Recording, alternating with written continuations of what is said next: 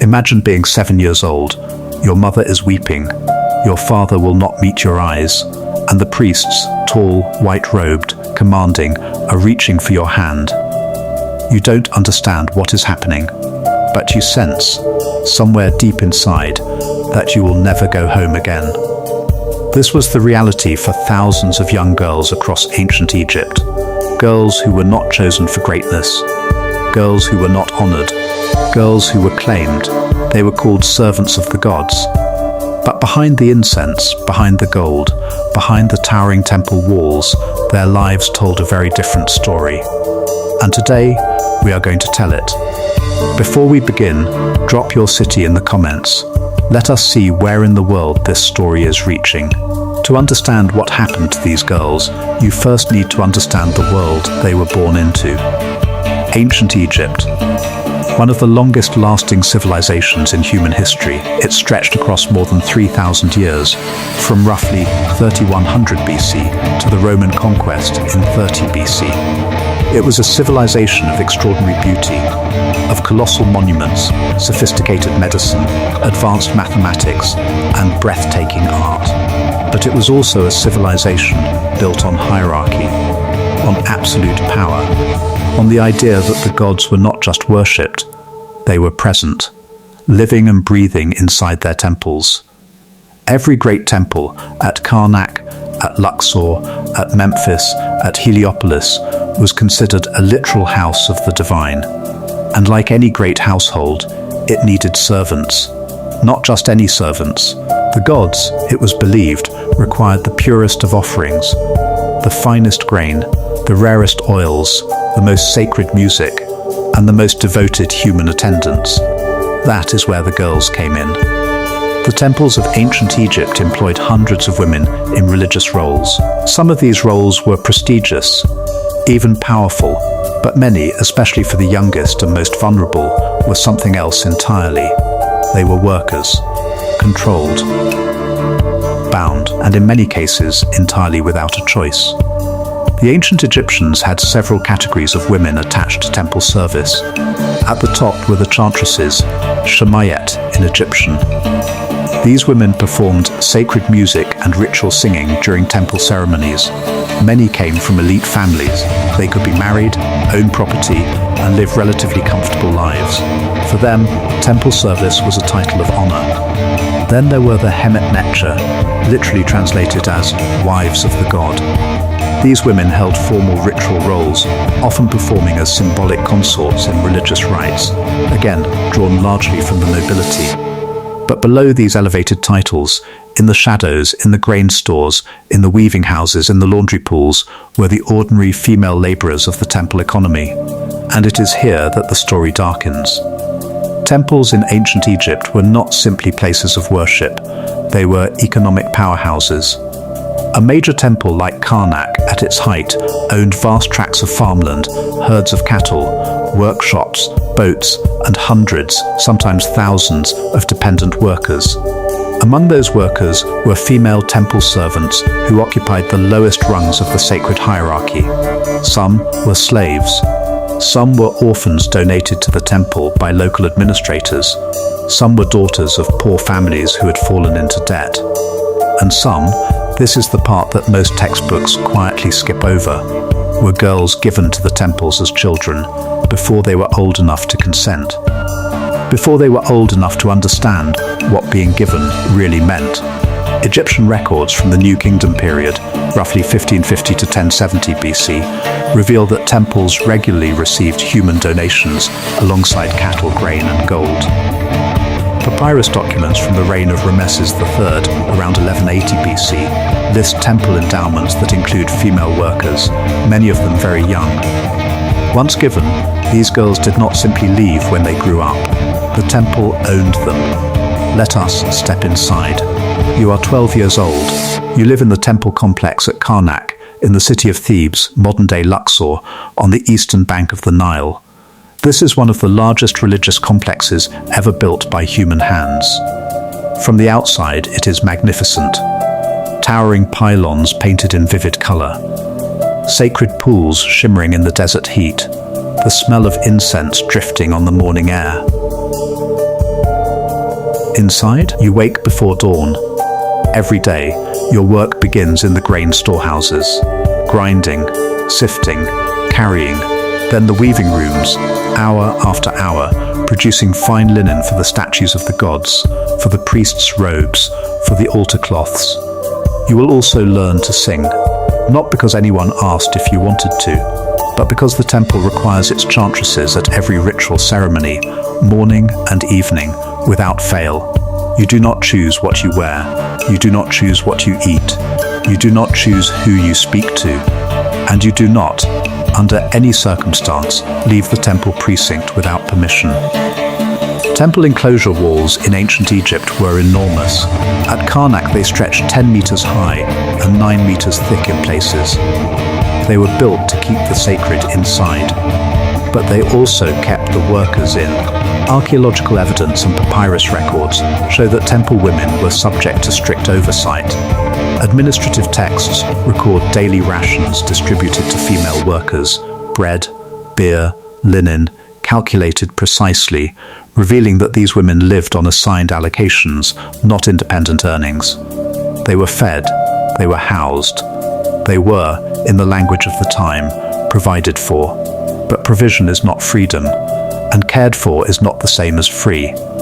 What happened to girls who broke temple rules, who tried to leave, who refused their duties? The records are sparse, deliberately so perhaps.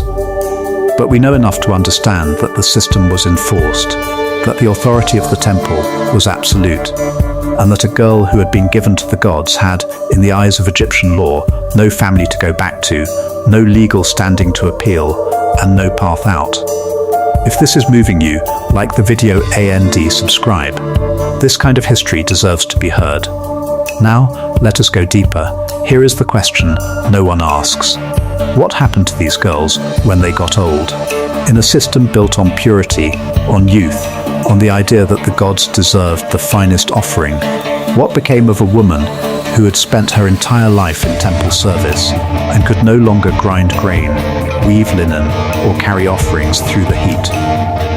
The answer is buried in administrative records, and it is not a comfortable one. Temple service in ancient Egypt did not come with a retirement. There was no ceremony marking the end of a woman's duties, no formal release, no return to a family that had, in many cases, been severed from her for decades. What the records show us, from demotic papyri, from estate documents, from the administrative ledgers of major temple complexes, is that aging female workers simply moved from active service to dependent status. They remained inside the temple economy. They were still listed as temple property, still allocated rations, still counted among the institution's assets, but they were no longer useful in the same way. And in a system that measured human beings by their productive output, that distinction mattered. Some older temple women were assigned to train younger girls, teaching them the ritual songs, the proper weaving techniques, the ceremonial gestures. They became instruments of the system's own continuation, passing down to the next generation of captive girls the very knowledge that kept the institution running.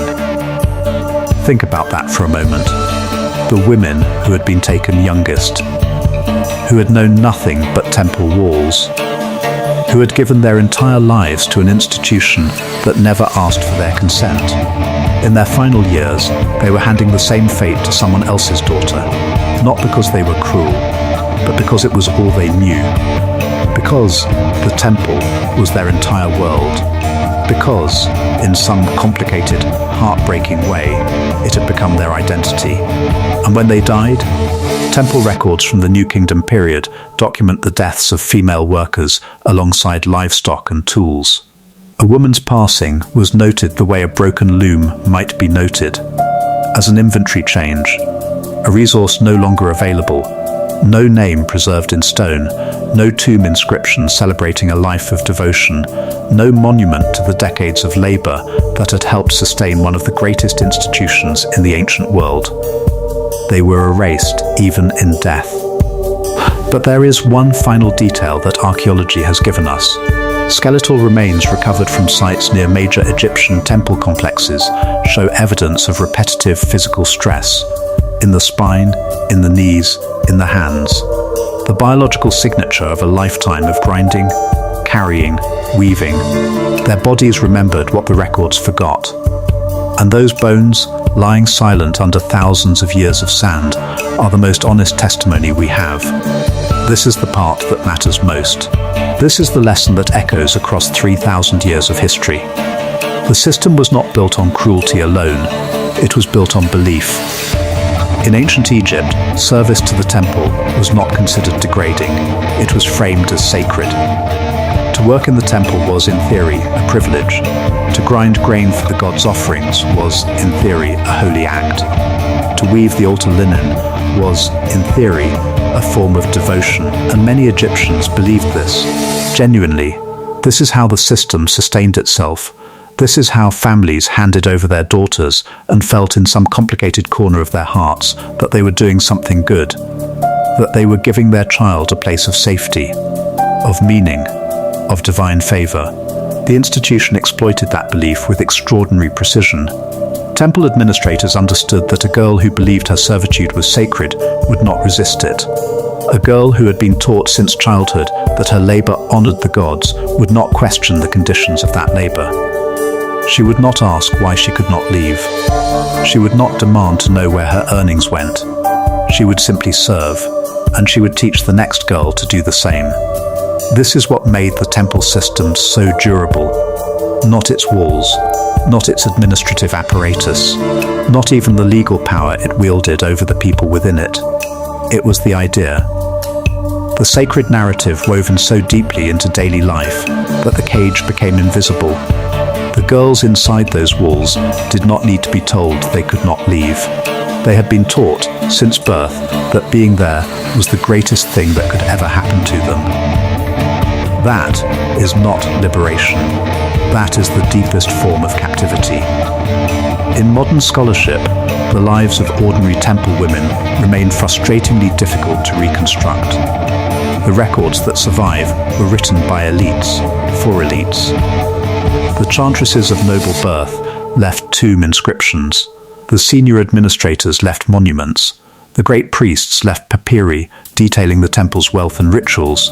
But the girl grinding grain in the storeroom? She left nothing. Or rather, what she left was not preserved, was not considered worth preserving. This silence is itself a form of evidence. When an entire category of human beings vanishes from the historical record, it usually means someone decided their story did not matter. Archaeologists excavating temple sites have uncovered vast grain processing areas, linen workshops, and communal sleeping quarters attached to major religious complexes. Clear evidence of large-scale, organized female labor. But the women who lived in those spaces have no names in the texts, no faces in the paintings, no voices in the legal documents. Egyptologist Gay Robbins, in her landmark work on women in ancient Egypt, spent years piecing together these lives from administrative fragments, census records, and the small details that accumulated into a larger picture. It is a picture of women who worked enormously hard, who were essential to the functioning of the entire temple economy, and who received, in return, neither credit, nor freedom, nor acknowledgement. The system needed them desperately, and it treated them as if they did not exist. So what do we take from this? The girls who were brought to those temples did not choose their lives. They were born into a world where their futures were decided before they could speak, where their bodies, their labor, and their years were considered legitimate offerings to an institution that called itself divine. They are gone now. Their names are lost. But what shaped their lives, the use of sacred framing to justify control, the erasure of the powerless from official memory, the confusion of servitude with honor, that did not end with ancient Egypt. History is not simply a record of what happened. It is a mirror. And when we look at these women, at what was taken from them, and how quietly it was taken, we are not looking at something ancient and foreign. We are looking at something human. These girls deserve to be seen. They deserve to be named. And the very least we can do, 3,000 years later, is remember them. Thank you for watching. If this moved you, share it. Some stories were never meant to be forgotten. We will see you in the next one.